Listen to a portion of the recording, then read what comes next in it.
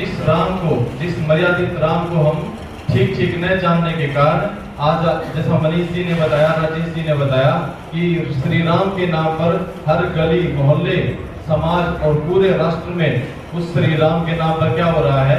पाखंड। कितना पाखंड आप सब लोग देख ही रहे हो। विचार करो, एक मर्यादित पुरुष का आज अपने देश में अपमान हो रहा है। मेरा फोकस विशेषकर युवाओं के ऊपर रहेगा और आर्य युवाओं। हम सब ने आर्य विद्या ली, लेकिन हमारे अंदर भी कहीं ना कहीं कमी है। जिस राम के लिए हम सब ने वो प्रयास करना चाहिए हर गली मोहल्ले में, लेकिन हम वो कर नहीं पा रहे। हमने राम को जान तो लिया, मान तो लिया, लेकिन आचरण में नहीं आया। श्री राम का एक मंत्र था, रक्षिता जीव लोकस्य धर्मस्य परिरक्षिता वेद वेदांत तत्वजो धनु वेदे च निश्चिता। श्री राम क्या जीवों की रक्षा करने वाले थे। युवाओं, आज अपने देश में अलग अलग जीवों के अलग अलग हत्थे खुले हुए हैं। कहीं गौ हत्याएं हो रही हैं, कहीं सूर फार्म खुले हुए हैं, कहीं मुर्गा फार्म बने हुए हैं इस राम के राज्य में। लेकिन हम लोग विचार ही नहीं करते कि जिस राम राज्य की हमने कल्पना की थी, क्या हम उसको वास्तव में ठीक ठीक मना रहे हैं? जिस विजयदशमी को हम हर साल मनाते हैं, आप लोग देखो समाज में, पूरे समाज में कितने करोड़ों हिंदू हैं जो इस पाखंड की ओर बढ़ रहे हैं। श्री राम के नाम पर ढोंग, पाखंड, भ्रष्टाचार इतना फैला हुआ कि हम सोच ही नहीं सकते।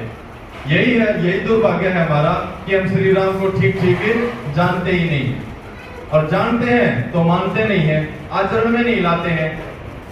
विचार करो, एक उदाहरण दूंगा मैं छोटा सा। श्री राम का राज्य श्री राम के राज्य के बहुत बाद की एक घटना है। अपने देश में एक राजा अश्वपति जी हुए थे। आप में से कौन कौन जानता है राजा अश्वपति जी? उन्होंने अपने राज्य में घोषणा की थी, और श्री राम के काल के बहुत बाद की है ये। उन्होंने अपने राज्य में घोषणा करी थी, बड़े राज्य में, कि नामिस्ते नो जनपदे ना कदरियो ना मदोपहा ना हितारग्नि ना अह विद्वान ना स्वैरी स्वरणी कुता। कि मेरे राज्य में कोई भी चोर नहीं है, कोई भी गरीब नहीं है, कोई भी कंजूस नहीं है, और कोई भी ऐसा व्यक्ति नहीं है जो विद्वान ना हो, और कोई भी ऐसा व्यक्ति नहीं है जो दूसरे के हित के लिए अग्नि ना जलाता हो, यज्ञ ना करता हो, और कोई भी ऐसा व्यक्ति नहीं है जो व्यभिचारी हो। विचार करो, जब व्यभिचारी नहीं होगा तो व्यभिचारिणी तो ढूंढे ही नहीं मिलेगी। ये थे राजा अश्वपति जी ने, जिन्होंने अपने राज्य में घोषणा की थी। लेकिन हम सब राम को मानने वाले लोग भूल जाओ, राम का राज्य तो इससे भी उत्तम था। लेकिन हम तो आज उन व्यवस्थाओं को भी अपने समाज में, अपने राष्ट्र में स्थापित नहीं कर पा रहे। हम सब आर्य विद्या लेकर भी, हिंदुओं की तो मैं कहता नहीं भाई, चलो अविद्या में जी रहे हैं, जैसा भी वो पाखंड कर रहे हैं, अविद्या में जी रहे हैं। लेकिन अपने आर्य लोग भी क्या कर रहे हैं? समय नहीं निकाल रहे अपने समाज के लिए, अपने देश के लिए। उन्होंने पता है आज भी अपना देश निरंतर टूट रहा है। आज भी अपने इस राम के राज्य में, राम के देश में निरंतर ईसाईकरण, निरंतर इस्लामीकरण, हमारे देश में बलात्कार जैसी घटनाएं, जैसे मनीष जी ने बताई कि आज की 16 घटनाएं। लेकिन हमारे जो अपने आप को श्रेष्ठ भी हम जिनको कहते हैं, हमारे अंदर का खून नहीं खोलता। हम लोग भी क्या करते हैं, आर्य समाजों में आए और सुना, 2-4 भजन आदि सुने और अपने मन को बहलाया और कर दिए फिर अपने निरंतर उसी कार्य में। लेकिन हमारे अंदर पता नहीं कहां चला गया वो भगत सिंह और जैसा खून। हमारे अंदर का खून खोलता ही नहीं है कि हमें भी समाज का कार्य करना है, हमें भी अपने राष्ट्र को मर्यादित पुरुष श्री राम की तरह आगे बढ़ाना है, हमें भी उनके जैसा बनना है। लेकिन हम प्रयास ही नहीं करते। बड़ा दुख का कारण है कि आज अपने आर्य साथी भी इस चीज में कहीं ना कहीं पीछे हैं। हिंदू तो जो मान लिया भाई अविद्या में है, लेकिन आर्यों को तो ऐसा नहीं होना चाहिए। मैं अपनी सोच बता देता हूँ। मेरी 8 साल तो लगभग सर्विस हो गई। मैं सर्विस में रहते हुए जब भी मेरे को फ्री टाइम मिलता है, मेरे को भी किसी अपने कार्य बुजुर्ग ने यह सलाह दी थी कि जब कभी भी आप फ्री हो, चाहे आप ड्यूटी से फ्री हो या घर के पारिवारिक काम से फ्री हो, समाज में निकल जाओ। आज अपने समाज में बुजुर्गों को देखे तो हर जगह जगह ताश खेलते मिलेंगे, टाइम पास करते मिलेंगे। युवाओं को देखो तो बैठकों में हुक्का पीते मिलेंगे। युवाओं, क्या हमारा खून नहीं खोलता? क्या हम अपने उन भाइयों को नहीं जगा सकते? क्या उनको धर्म की विद्या नहीं दे सकते? और धर्म की विद्या ना देने के कारण ही अपना समाज निरंतर टूट रहा है। मनु महाराज भी कहते हैं कि धर्म एवं हतो हंति धर्मो रक्षति रक्षितः तस्मा धर्मो न हंतव्यो मानो धर्मो हतो वधित।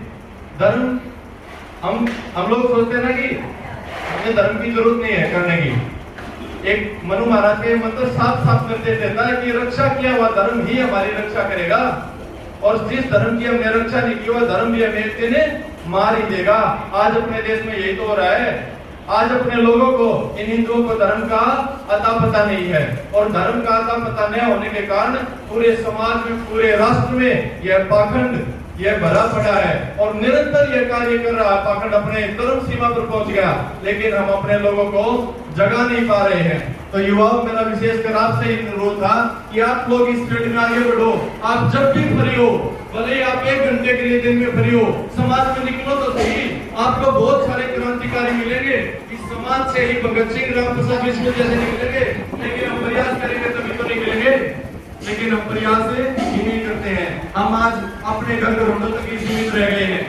ये बड़े दुख का विषय है। जो जीवन पशु पक्षी जी रहे हैं, आज वही जीवन मनुष्य जो अपने आप को श्रेष्ठ कहलाने वाला, आज भी वो पशु पक्षियों की तरह जीवन जी रहा है। और विडंबना, सबसे बड़ा दुख ये कि विद्या लेने के बाद भी हम अंधकार में जी रहे हैं। फिर भी हमारे अंदर ये भावना नहीं आती कि भाई जब भी समय मिलता है चलो हम समाज में आगे काम करें। और मैं आपको निश्चित ये वादा करता हूँ, जब आप निरंतर इस समाज में निकलोगे ना, और रोज 1 घंटा भी अपने समाज के लिए निकालोगे, तो यह पाखंड जड़ से खत्म हो जाएगा। अपने लोग अधर्म को छोड़कर धर्म के रास्ते पर चल पड़ेंगे। उनको भी श्री राम की जो मर्यादाएं थी उन सबको ज्ञात हो जाएंगी। तब जाकर इस देश का विकास होगा, जब यह जाकर यह देश पुनः आर्यावर्त बनेगा। अन्यथा हम सब में देखते ही रह जाएंगे।